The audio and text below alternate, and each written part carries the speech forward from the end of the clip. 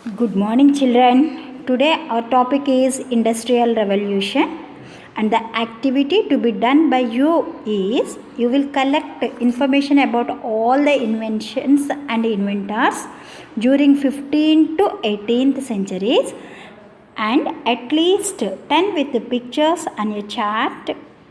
Give like a timeline and put it in Google Classroom. Let's come back to our lesson Industrial Revolution. In the previous chapter, we learned about the various ways in which things are made by artisans. We also read that many of them are not able to compete with machine-made products and that many people have stopped practicing their professions. In this chapter, we shall explore how machines have come to dominate the way in which products are made and how they impact the lives of people.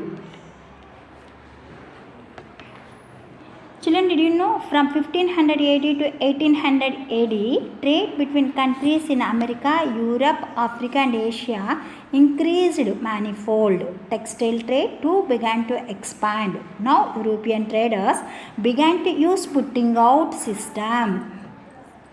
That is, they gave advance to small farmers and artisans to produce textile goods. During this period, income from farming was low and many peasants lost their farms and grazing lands.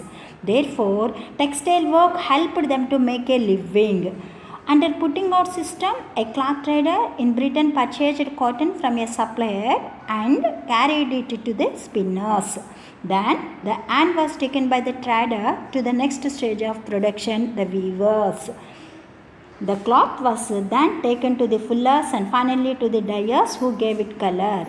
These different activities could be done in different parts of the country, but the finishing work was done in London before it was sold in other countries. Thus, textile goods were produced by a large number of producers who were controlled by traders. There was no system as in a factory, that is, the different stages of producing cloth did not happen in the same place but at different households. Later, the traders brought the craft persons under one roof so that they could explain their requirements and organize the production more effectively. They set up small workshops called manufactories. The craftsmen brought their own tools and worked with raw materials given by the traders. Then the trader took the product and sold it in the market. In this way, slowly, the control of the trader over the craft persons increased. This phase is called proto-industrialization, a phase in which more and more people entered craft production. Traders established control over the workers and a large market for craft products developed across the world.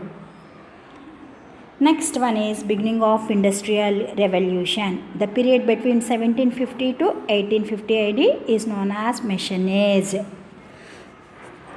Many changes took place during this period. Around 1750, machines and steam power began to be increasingly used to produce goods, to move goods and people from one place to another.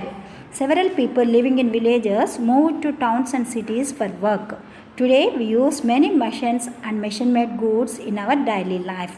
This was beginning of the machine age in Britain. As a result of the pressure of trade and work, several people attempted to make machines. Then came the long-awaited invention, a machine which could spin a large amount of yarn in a short time. James Watt was an English craftsman who invented machines. He showed his invention to an industrialist called Boulton, and the two entered into a partnership to make such machines. Boulton invested the necessary money and paid a salary to Watt. Watt made the steam engine. They made an agreement between them to share the profits. Once it was established, that machines could run on steam. Such machines were made for all kinds of work like spinning, weaving, making iron tools, driving vehicles and ships, etc. Next one is factory system in production. Between 1750 to 1850, a new system called the factory system emerged. In place of simple tools and manual power, new machines and steam power came to be used increasingly. Production was now carried out in a place called factory. Unlike what we factory system of production. Children, did you know between 1750 to 1850, a new system called the factory system emerged. In place of simple tools and manual power, new machines and steam power came to be used increasingly. Production was now carried out in a place called factory. Machines became important in place of minor tools and handlooms. They produced goods on a very large scale. All the facilities needed for production were owned and managed by individuals called capitalists. They invested money on workers, raw materials, machines, etc. and owned them. The early factories were dreadful places to work.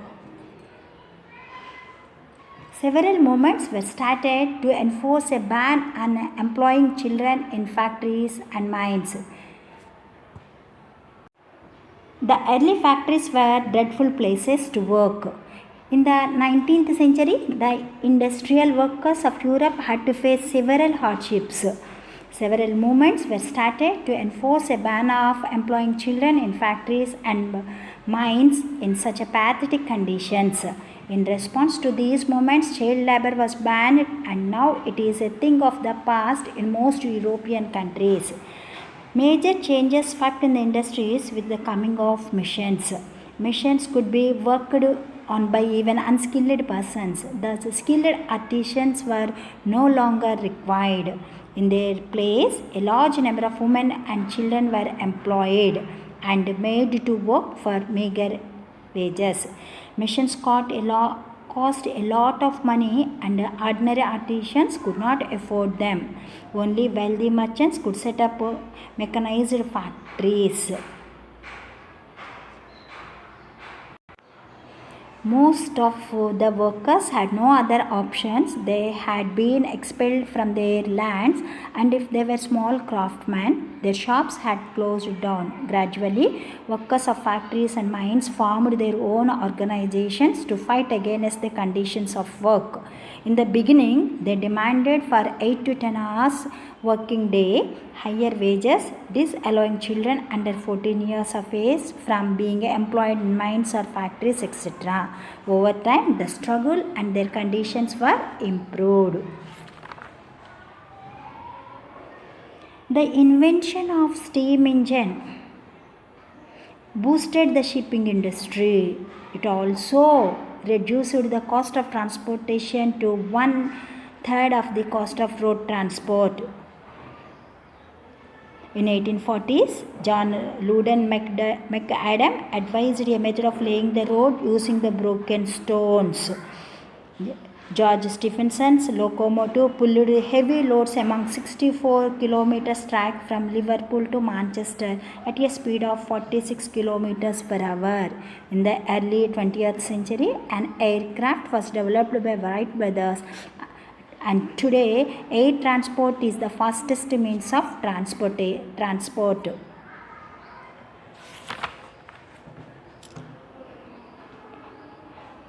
So, in the industrial revolution led to gradual shift of people from villages to towns.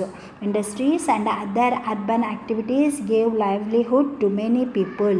As people moved to towns which were newly emerging, they settled down to make a shift to houses and shelters which were cramped and had little sanitation or other facilities.